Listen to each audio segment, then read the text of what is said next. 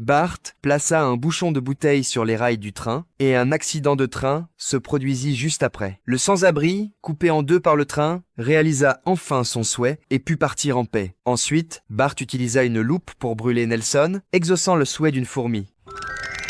Oui. Suivant. Après avoir aidé plusieurs esprits les uns après les autres, ce fut enfin le tour de la défunte épouse des Flanders. Son souhait était de se venger d'Homer, car c'était lui qui avait causé sa mort. Pour accomplir les dernières volontés de ses fantômes, Bart donna rendez-vous à Homer dans une ruelle et engagea des gens pour exécuter le dernier souhait de Maude. Malheureusement, Homer devint lui aussi un fantôme. Oh, no problemo, le parricide fait partie de la vie. Ouh, notre vocabulaire s'améliore nettement quand on meurt. Bart était rempli de culpabilité et demanda à Homer de rester, mais Homer était déterminé à partir et avait même organisé ses dernières affaires. Dans le désespoir, Bart menaça Homer en disant qu'il ferait épouser Marge à Flanders et qu'ils auraient un autre enfant. Salopard. Ouh, mais il est quand même temps pour moi de partir.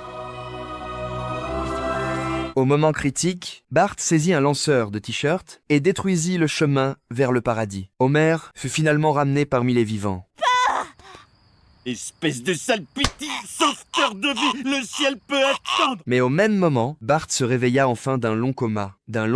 Tout cela n'était en réalité qu'une illusion, provoquée par un éclair. Oh mec, c'est super. Mais comment savoir si c'est pas encore un rêve? Bah parce que tu portes plus le pull. Ah ouais, bien sûr.